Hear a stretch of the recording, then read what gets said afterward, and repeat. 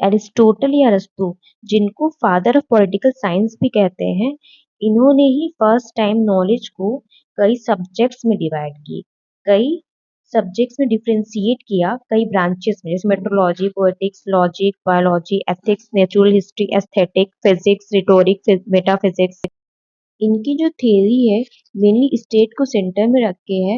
ये जो स्टेट होता है किसी भी ह्यूमन बीइंग के लिए बहुत नेसेसरी कंडीशन होता है, और इनके और प्लेटो दोनों के अकॉर्डिंग स्टेट और सोसाइटी में कोई भी डिफरेंस नहीं है। जो स्टेट है वही सोसाइटी है, और जो सोसाइटी है वही स्टेट है। किसी भी एक अच्छी लाइफ के लिए स्टेट बहुत इंपॉर्टेंट होता है।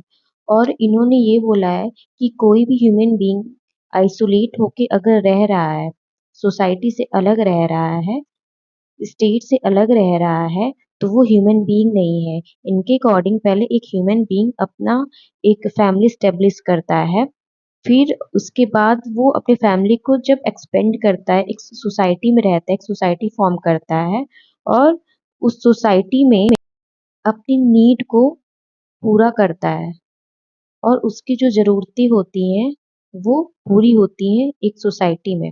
अकॉर्डिंग टू अरस्तू या फिर एरिस्टोटल, किसी भी ह्यूमन बीइंग का एग्जिस्टेंस तभी तक है जब तक वो सोसाइटी में है, जब तक वो स्टेट में है। अगर कोई ह्यूमन बीइंग अलग रहने लगे, एक सोसाइटी या स्टेट से अलग रहने लगे, तो वो ह्यूमन बीइंग नहीं, वो एनिमल की कैटेगरी में आता है। अकॉर्डिंग टू एरिस्टोटल, कोई भी ह्यूमन बीइंग तभी होता है जब उसका कोई एक डिजायर होता है to lead a good life. हर एक हर एक ह्यूमन बीइंग का, हर एक इंसान का एक अच्छा जीवन जीने का डिजायर होना चाहिए। अगर ऐसा नहीं है तो वो ह्यूमन बीइंग नहीं कहलाता है, और उसे उस सोसाइटी में ही उस अच्छी लाइफ को जीना है। अगर किसी ह्यूमन बीइंग का के लाइफ में कोई डिजायर नहीं है, कोई गोल नहीं है, कोई विजन नहीं है, तो वो ह्यूमन बीइंग की कैटेगरी में नहीं, वो एनिमल की कैटेगरी में आता है। According to Aristotle, there is no difference between human being and animal. और एरिस्टोटल ने गवर्नमेंट को किसी कंट्री में रूल करने के लिए तीन कैटेगरी में डिवाइड किया है: royalty, aristocracy, constitutional government. Royalty क्या होता है? जब एक मोनार्की, जो एक राजा रूल करता है। एरिस्टोक्रेसी में जो रिच होते हैं वहाँ के, वो लोग रूल करते हैं। और कॉन्स्टिट्यूशनल गवर्नमेंट में डेमोक्रेसी होती है, जो कि पीपल के अकॉर्डिंग चलती है।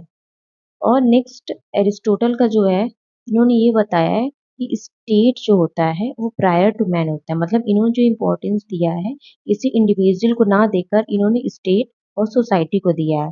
इन्होंने एग्जाम्पल दिया है कि जैसे कि सिर्फ अगर लेग है और हैंड है, तो उसकी कोई भी एग्जिस्टेंस और कोई भी इम्पोर्टेंस नहीं होती है, जब तक कि वो होल बॉडी पार्ट में अटैच ना हो, तभी उसकी इम्पोर्टेंस होती है।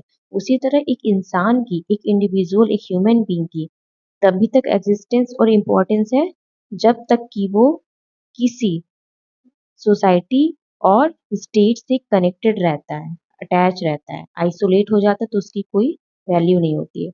और एरिस्टोटल ने ये बताया है कि किसी भी कंट्री में स्टेबिलिटी बनाए रखने के लिए वहाँ का जो गवर्नमेंट होता है वो मिक्स्ड होना चाहिए, मिक्स्ड कॉन्स्टिट्यूशन होना चाहिए।